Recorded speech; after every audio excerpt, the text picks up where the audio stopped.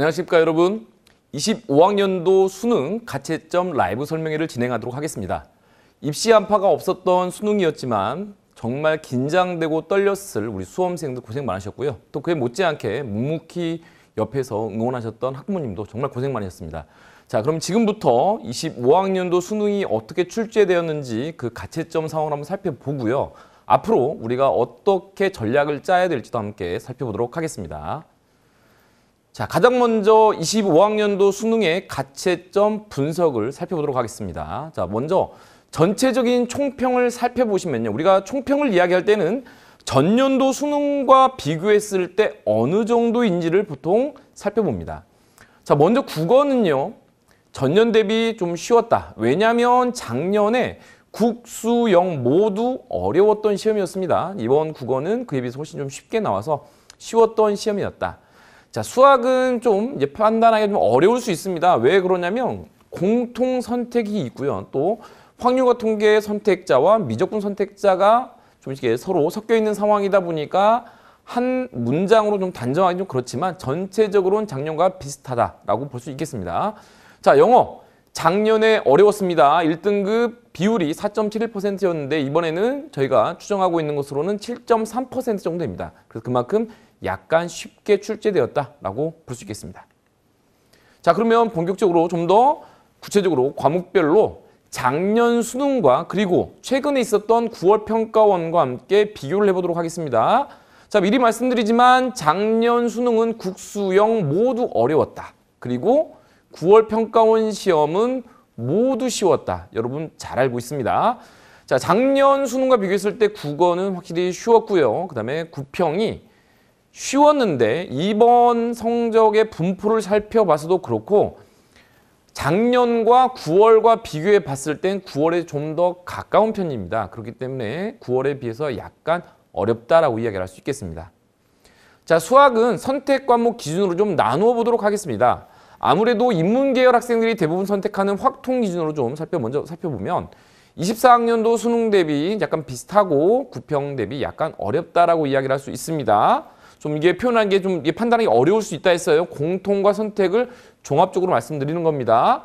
이미 언론상에서도 저도 보도자료로 좀 냈지만 공통 과목이 비교적 쉽고 선택 과목이 확률과 통계는 좀 밋밋하게 좀 평이하게 출제가 되었고 미적분 같은 경우는 좀 더 어렵게 출제되었습니다. 이걸 종합적으로 말씀드리는 겁니다.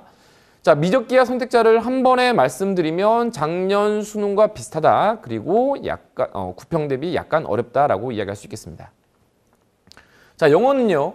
작년 1등급 비율이 4.71%라고 했습니다. 자, 그에 비해서 약간 쉬운 정도입니다.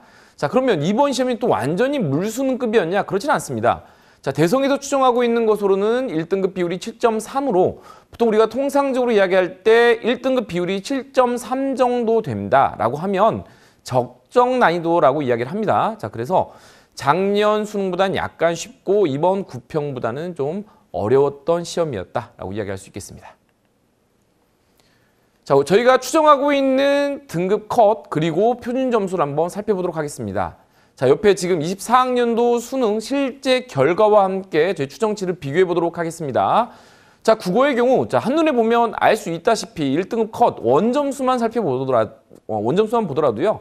화작이 88, 언매가 84였습니다. 자, 그런데 이번엔 저희 대성에서 추정하고 있는 것으로는 화작이 94, 언매가 90입니다. 자, 그만큼 약 6점 정도 원점수 컷이 높습니다. 표준 점수도 보시면요. 언매 만점이 150점 정도로 꽤 높았던 어려운 시험이었습니다. 이번 추정치로는 138점으로 크게 떨어졌습니다. 그만큼 쉬웠던 국어 시험이었습니다. 자, 수학도 살펴보시면 1등급 컷 원점수가 작년 확통이 93, 미적이 84, 기하가 88이었습니다. 자, 이번 시험 저희 추정치로는 좀 비슷합니다.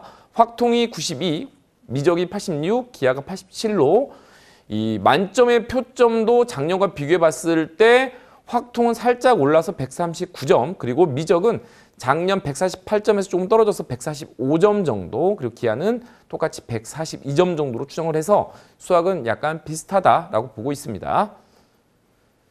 자, 좀 더 등급 컷을 1등급뿐만 아니라 2등급, 3등급, 4등급 컷도 한번 살펴보도록 하겠습니다. 자, 먼저 국어를 보시면요. 확실히 언매 선택자가 동일한 원점수 대비 높은 표준 점수를 갖게 됩니다. 그래서 화작과 언매 등급 컷을 보시면 각 구간별로 약 2점씩 더 낮은 점수임에도 불구하고 똑같은 표준 점수를 갖게 된다. 그렇기 때문에 언매 선택자가 동일한 원점수 대비 유리한 표준 점수를 갖게 됨을 확인해 볼 수 있습니다. 자, 수학의 경우도 보시면 미적, 기하, 확통 순입니다. 우선 1등급 보시면 미적과 확통 간의 원점수 기준으로는 6점 정도 차이가 나고요. 네, 그 아래 구간 내려가면서 조금씩 촘촘해집니다. 그래서 4등급 기준으로는 58점과 62점으로 전체적으로 미적 선택자가 또 동일한 원점수 대비 높은 표준 점수를 갖게 됨을 확인해 볼 수 있습니다. 자, 이번 탐구 과목이 좀 어렵게 출제되었다라는 그런 분석이 많습니다. 물론 여러분도 잘 알다시피 사탐 9과목, 과탐이 8과목이라서 모두 어렵고 모두 쉽고 이렇게 나온 적은 한 번도 없습니다. 자, 그렇다 보니까 어떤 과목을 선택했느냐에 따라서 그 희비가 좀 엇갈리는 부분이 있는데요. 자, 이번에 눈에 띄는 게 생윤이 1등급 컷이 40점 정도로 추정이 되고 있고요. 만점 표점이 79점으로 꽤 높이 나타나고 있습니다. 아무래도 여러분도 좀 동의할 만한 게 뭐가 있냐면 올해 새로운 신조어였던 사탐런이 있습니다. 꽤 많은 자연계열 학생들이 넘어왔을 때 이 인문계열의 선택을 많이 하는 과목을 넘어오는 과목 중에 어떤 걸 선택했느냐? 생활과 윤리와 사회문화였습니다. 그만큼 평가원에서 그걸 좀 의식을 하고 조금 더 변별하기 위해서 좀 출제한 게 아닌가라고 이렇게 생각이 됩니다. 그래서 생윤이 1컷이 40점 정도로 꽤 어려웠던 시험이었다. 자, 윤사도 어려웠습니다. 1등 컷이 42점으로 추정되고 있고요. 최고 표점이 72점입니다. 사회문화도 어렵다는 평가는 있었지만 막상 뚜껑을 열어보니 추정치로는 1등 컷이 46점이고 최고 표점은 69점입니다. 작년 실채점 기준으로 최고 표점을 살펴보면 63점에서 73점으로 약 10점 차이가 났었거든요. 저희가 지금 추정하고 있는 것으로는 가장 낮은 과목이 66점, 가장 높은 과목이 79점으로 작년 대비 전체적으로 표준 점수도 높게 형성되어 있고 가장 높은 과목과 가장 낮은 과목의 점수 차이도 13점 정도로 벌어지고 있습니다. 자, 과탐도 한번 살펴보도록 하겠습니다. 과탐 화학 원이 매우 쉬웠습니다. 자, 그래서 1등 컷이 50점 정도로 예상이 되고 있고요. 다 맞은 학생의 최고 표점이 65점 정도로 추정이 되고 있습니다. 자, 이뿐만 아니라 문제가 되는 게 뭐냐면 화학원을 다 맞은 학생의 이 100분위가 100이 안 나온다는 겁니다. 99, 98도 아니에요. 제가 지금 예상을 하고 있는 건 약 95, 6 정도가 나올 수 있다. 자, 그럼 이제 뭐가 우려가 되냐면 서울 소재 상위권 대학의 경우 보통은 변환 표준 점수를 쓸 때 여러 과목들의 유불리를 최소화하기 위해서는 100분위 점수로 똑같은 변환 표준 점수를 부여한단 말입니다. 자, 그렇기 때문에 화학원을 다 맞은 학생은 다른 과목이 100분위 100, 99, 98을 받는 표준 점수를 받지 못하고 다른 과목에 동일한 95, 6 정도 되는 정도의 점수를 받게 돼서 아무래도 이 과목을 선택했던 학생들이 최종적으로 서울 소재 대학에 쓸 때는 좀 상당히 불리함이 좀 있겠다라고 볼 수 있겠습니다. 자, 투 과목들을 살펴보시면 우선 추정치이긴 하지만 최고 표점이 75점 정도로 작년엔 화학 2가 80점 정도였습니다. 이번에는 75점 정도로 작년보다는 형성된 점수가 좀 낮아지지 않을까라고 좀 제가 예측을 하고 있습니다. 자, 그래서 작년 실제 점수, 표준 점수의 최고점은 과탐이 68점에서 80점 정도의 분포였는데 이번에는 65점에서 75점으로 이 점수의 편차가 좀 줄어들었다라고 확인하고 있습니다.